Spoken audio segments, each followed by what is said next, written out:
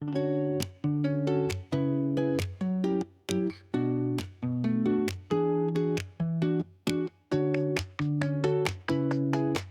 comment créer le scénario d'une BD/manga? Bonjour et bienvenue à toi sur la chaîne du Grand Maximus BD.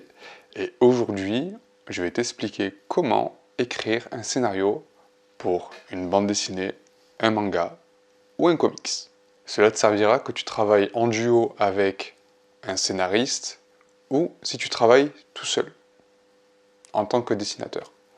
Pour commencer, je prends un cahier et un stylo. Un cahier, c'est bien mieux qu'un PC. Il a été prouvé scientifiquement que la créativité s'exprime beaucoup mieux avec un papier et un stylo plutôt qu'un écran et un clavier. Bien, je commence. J'écris le nom de ma BD en haut. Ensuite, je vais à la ligne, j'écris case 1, 2 points. Ici, je vais écrire les éléments qui composent ma première case. Exemple, milieu de journée, en extérieur, au parc. Mathias et Lucas discutent sur un banc. Voilà, je sais que l'histoire se passe dans un parc, l'après-midi, que l'action est une discussion entre deux personnages. Là, je vais à la ligne et je vais écrire Mathias, 2 points, comme le texte d'une pièce de théâtre. Ici, je vais écrire son dialogue, exemple, tu comptes partir quand? À la ligne, Lucas, 2 points, demain matin à la première heure. Mon sac est prêt, je ne peux plus revenir en arrière.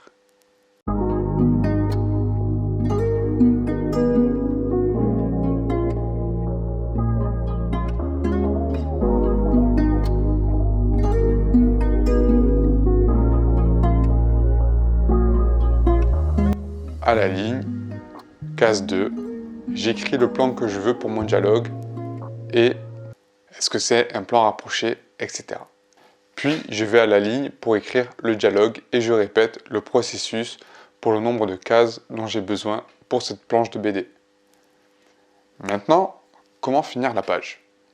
Car oui, on ne peut pas arriver en bas d'une page et faire la conclusion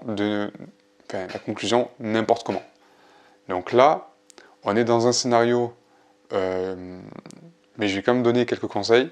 Si l'histoire se conclut en une page, comme certaines BD, par exemple Titeuf ou Dad, le but de la BD, en une planche, c'est de faire rire.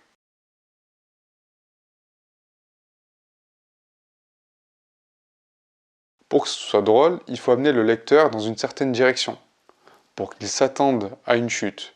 Mais au lieu d'aller dans cette direction, on va faire un virement de 180 degrés pour déclencher la surprise et le rire. Si on reprend la discussion de Mathias et Lucas sur le banc, on aurait peut-être une case 7, Mathias s'interroge, Mathias, 2 points, tu as parlé de tes sentiments pour You? Case 8, 2 points, on voit la marque de main sur la joue de Lucas, à la ligne, Lucas, 2 points. Pour le moment, vaut mieux qu'elle ne sache rien du tout. Et on a un gag.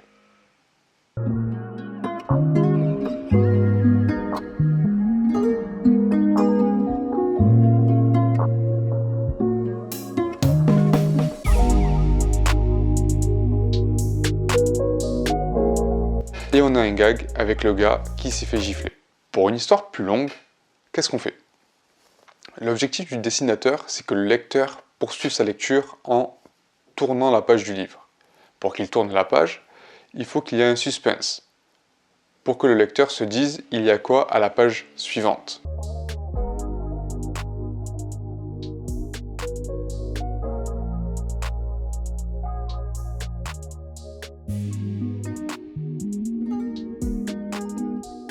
Exemple, case 9, Mathias et Lucas sont surpris par un personnage qui vient d'arriver. Une bulle qui sort de la case nous montre un personnage, nous montre qu'un personnage arrive. Les garçons sont surpris, bulle, 2 points. Donc pour dire que le personnage n'est pas dans la case, tu comptes partir sans me dire au revoir. Lucas, 2 points. Toi. Et là, on a bien notre suspense.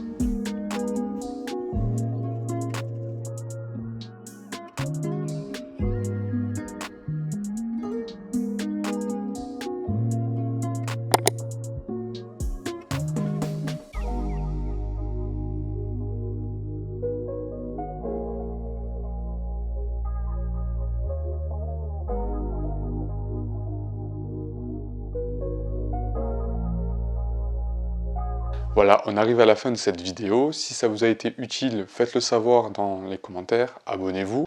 Et pour en apprendre un peu plus sur la création de bande dessinée, je vous dis à dimanche prochain pour un nouveau tuto. Bye!